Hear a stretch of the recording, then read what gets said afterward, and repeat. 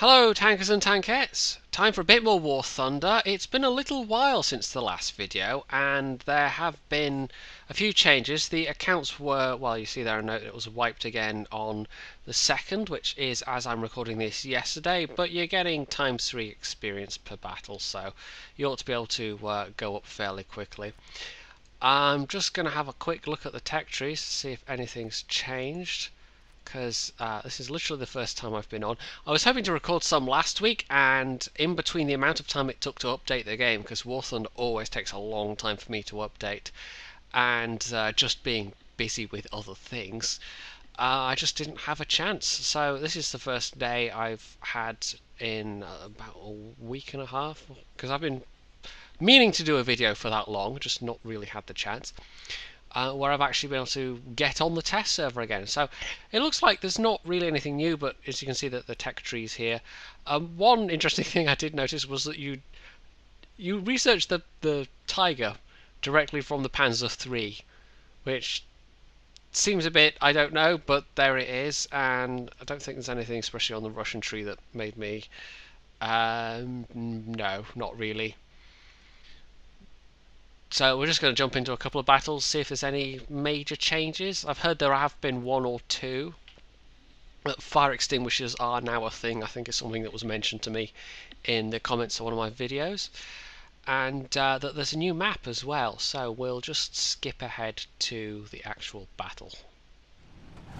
So here we go. This is the Ash River map. This is not the new map. This is a T26, which is my reserve tank because I don't have any other tanks, and just let's see what happens. I think that they might have done some tweaking of handling mechanics as well. There's a bit of a pile-up going on here. This is kind of funny. Let's see if I can remember any of the controls. Let's see. Yeah, there we go. V for sniper. That poor ZIS-30 is getting pushed around like nobody's business. I will say, you know, once again, it just this game looks really good. It's definitely a very pretty game. I mean, look at the rusty tailpipe, the exhaust. It looks like properly rusty piece of metal.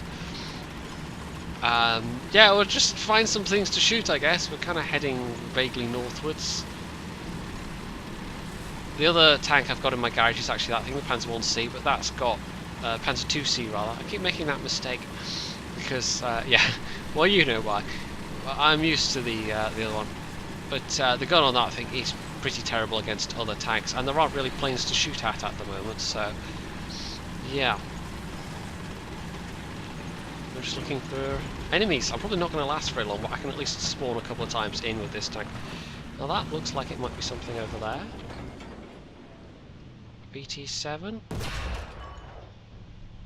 And I probably missed. He kind of backed down. See if there's anyone else around here I can shoot at. It's almost oh, looks like there was fire coming from that ridge line over there. Seeing enemy tanks can be the hard part in this.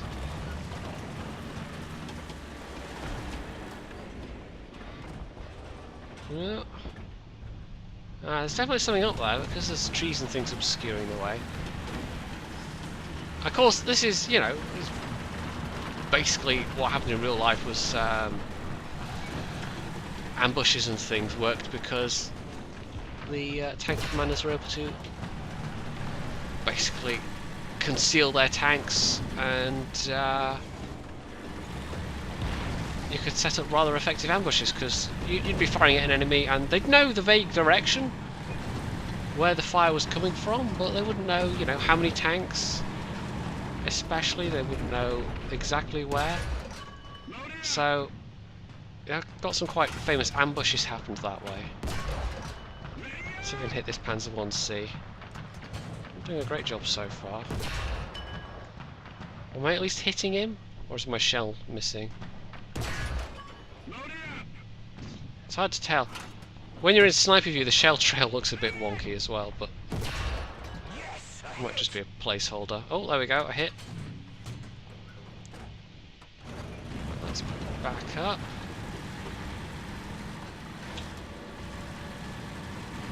I don't really want to expose my rear armour here.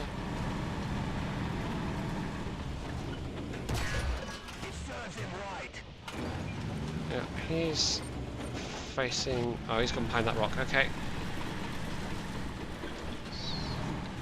I think Jingles mentioned this in... Was it one of his Mingles with the Jingles videos? And he basically said yes, he would like to, you know, do videos of ground forces, but I think he basically echoed something I said in one of my previous videos in that, oh, yeah, I've been spotted. In that it's very, very hard to... Oh, there we go. Transfer those, you know, you've got all your World of Tanks instincts and all your ingrained habits, and they don't necessarily transfer over that well. Now, why... Oh, have I got a dead engine or something?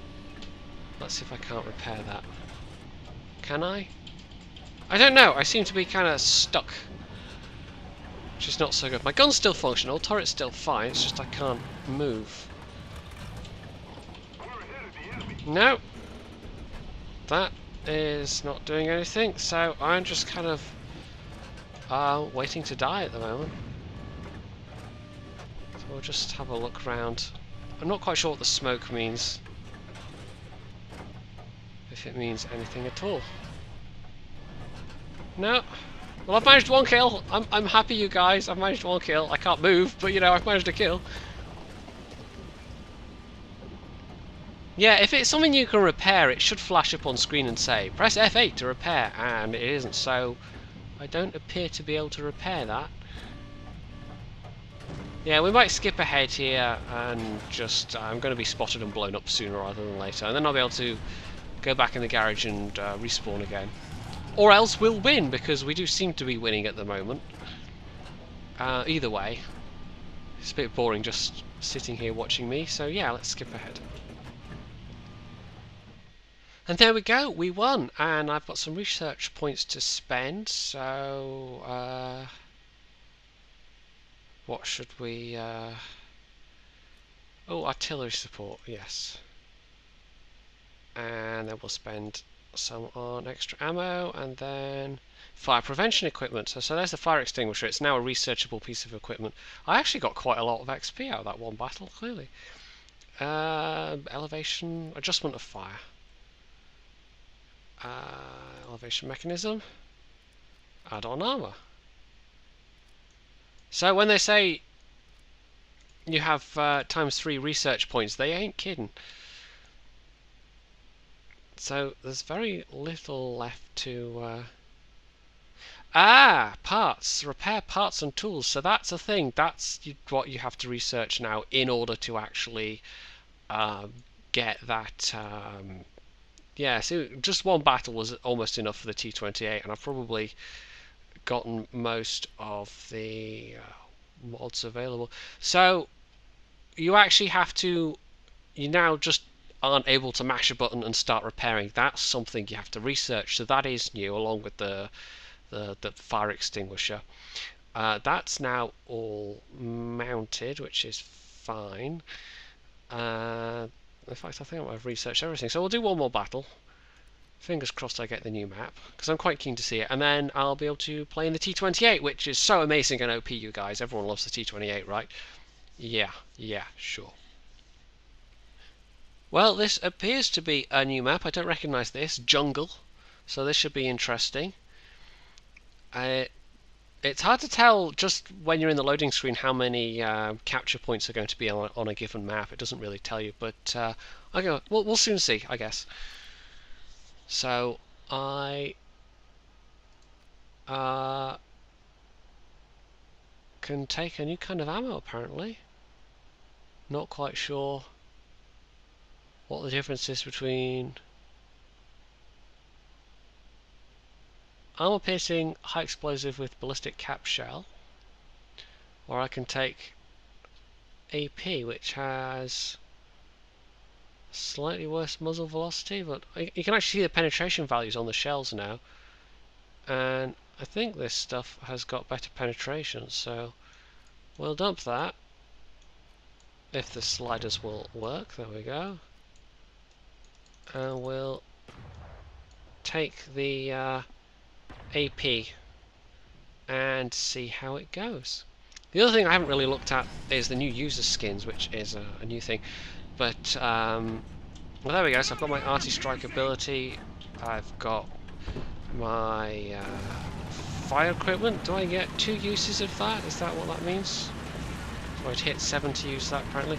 Right, where am I? Where am I going? This has got 2 capture points on it, this map. We're obviously on some kind of Pacific island or something, I don't know.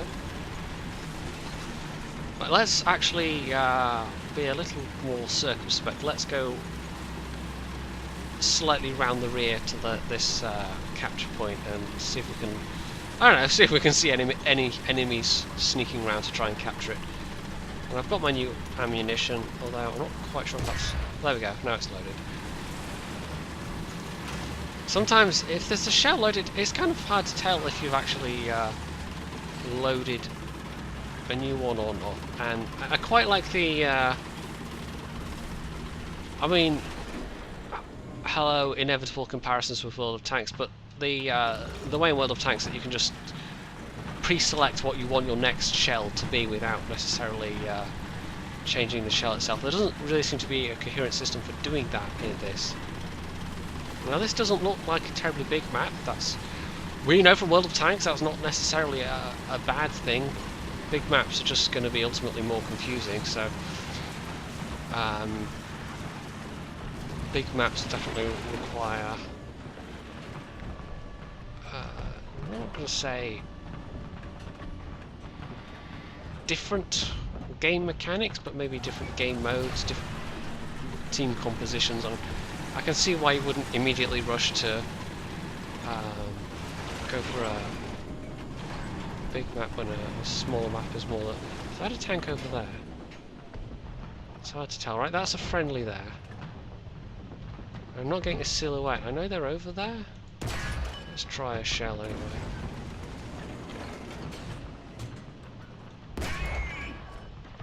So I do have better pen with these shells, which is, you know, quite nice. Can't see anybody. That might be just terrain in the way.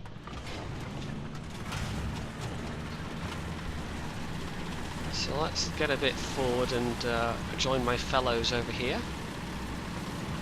We can also engage in some beach fighting if we want, although it being a beach, I imagine there's not much cover.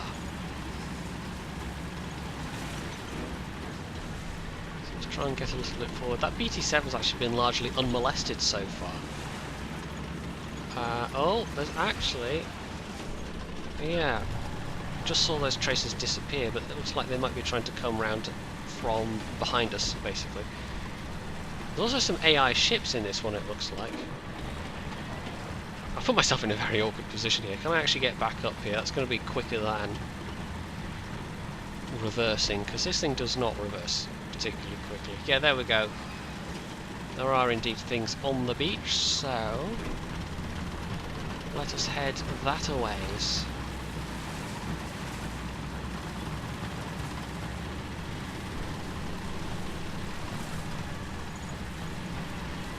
It does look rather nice, this map. I can't remember what graphics settings I've got this on, but it's more than medium anyway, and the FPS is pretty nice.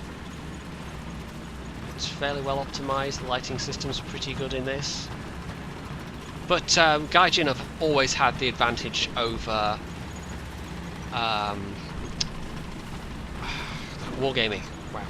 That they basically they built a game around their own game engine, and Wargaming was, you know, an off-the-shelf solution that they had to adapt, basically. So I don't know if this guy's seen me yet, but if he hasn't, he's about to. There's actually 2 of them. Quite the gun depression, so there we go. Let's reload. One in the side or rear arm ought to do the trick. A solid hit. Gunner's wounded. Nice, there we go, 2 kills. I think one thing that's also going to hurt ground forces is the lack of modability. I mean, that's not really something I've heard anyone talk about thus far, and World of Tanks, the mods are kind of there in spite of Wargaming. There's not really any proper official support from Wargaming for mods. They're kind of tolerated more than anything else, but some of the mods and modders that are out there have, well, they've made World of Tanks I'm not going to say a better game, but they've, through their mods, have greatly improved the quality of the information that's available to you as a player. Sometimes, you know, some of the mods go too far, and in which case, you know, they're basically banned if that's the case. But with War Thunder, there's not really... I mean, I don't suppose there was ever really much call for mods with the air combat, but with tank combat, I can see there being more use for that kind of modding. But as far as I know, there aren't any mods for War Thunder. I might be wrong about that, but I mean, obviously this is the closed beta test server, so there's not going to be any mods for it anyway. But even once it does come out, I'll be interested to see if there are people who are, you know, willing to take the time and the effort to actually figure out if they can mod this game. And oh yeah, I've been spotted. And not actually, you know, break any rules or whatever. So let's back up, because for this kind of the ground forces side of things, it needs a much more having, you know, things like Locker Stand's minimap, which gives you last known positions and that kind of thing. That is really, really useful data.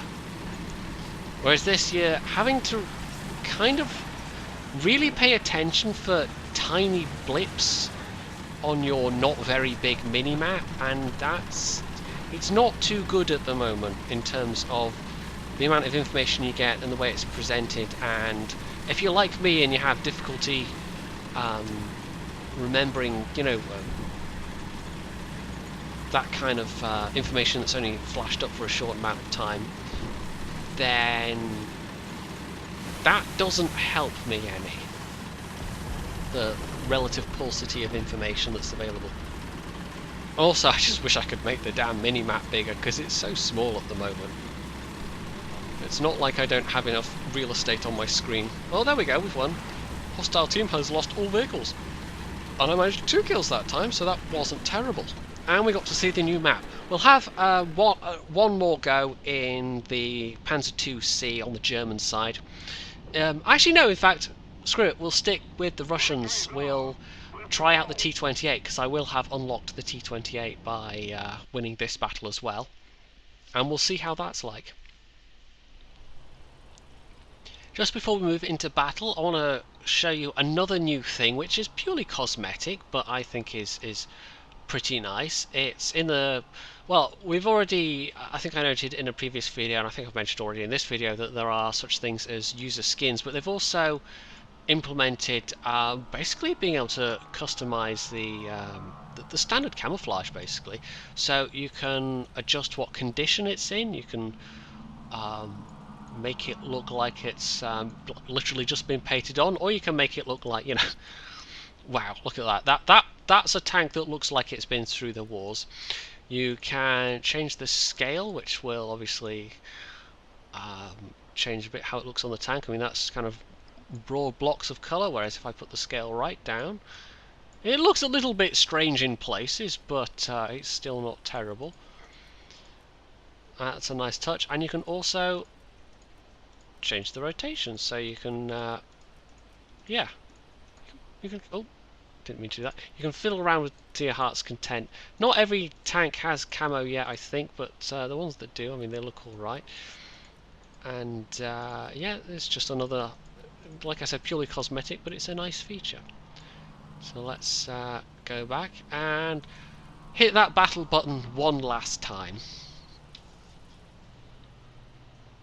Wow, didn't even really have to wait that time. Okay, it's the Karelia map, which is, I think, very familiar to everybody by this point.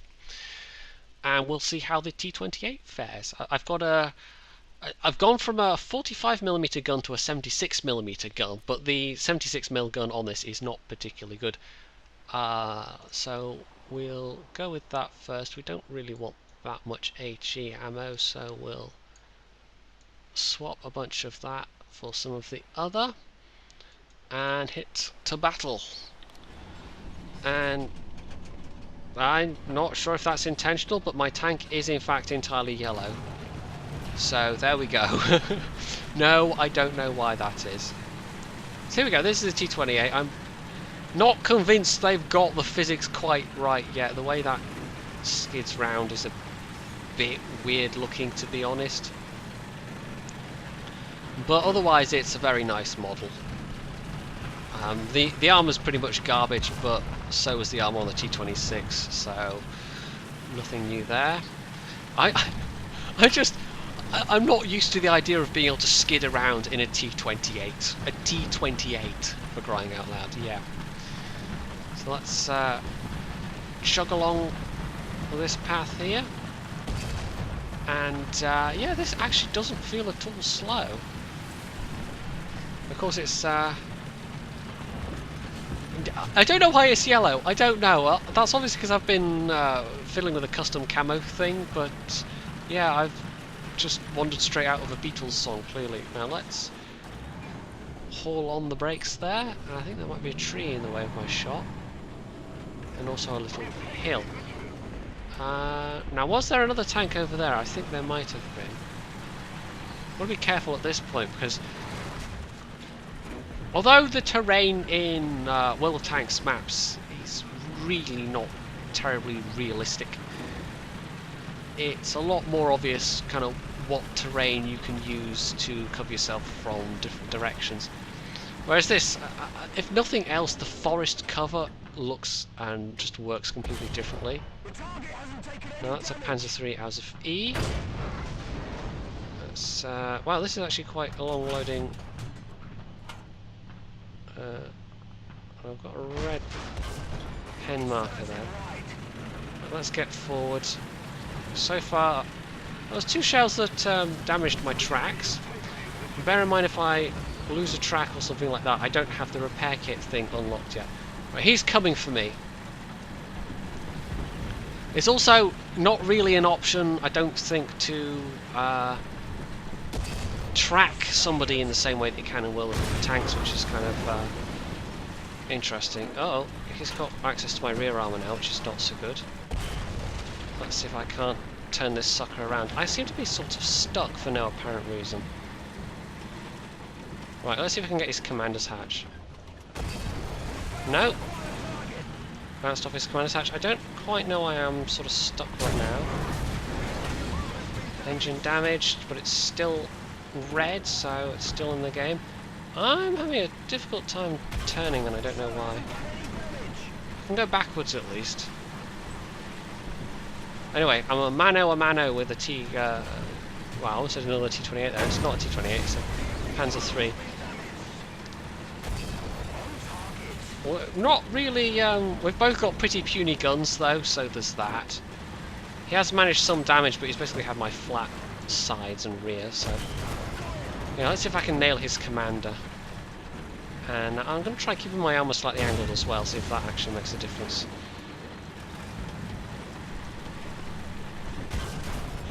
So we're kind of... Well, look how long my tank is compared to his. We're kind of just dinging away at each other here, it's quite funny.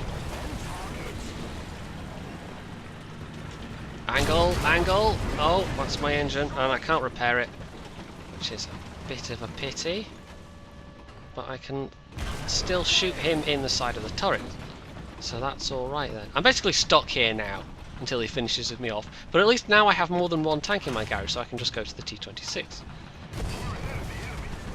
Now, hopefully I've knocked out his commander or something. Uh-oh. Yeah, I went boom. I lasted a surprisingly long time, but then that tank does also have a pretty pants gun, all things considered. And I don't know why I can't hit my T26, but I can't. Shall we have a quick look around the rest of the battle? Seems fairly even so far.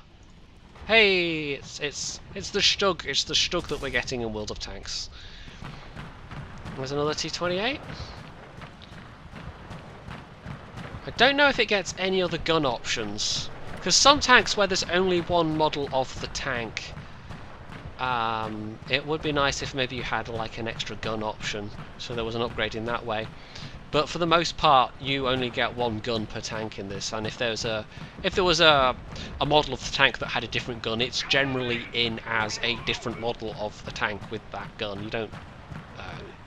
You don't get it as an unlockable thing. Well, somebody's having fun with their AA gun over there. Panzer 1C is just pew-pewing away at somebody. I keep saying Panzer 1C, it's Panzer 2C. Very easy mistake to make, though. Anyway, shall we just go back to garage? Doesn't really matter if we've won or lost. It's very close either way. So there's the T-28 and the new camo system, which makes your tanks yellow. I don't think that was intentional.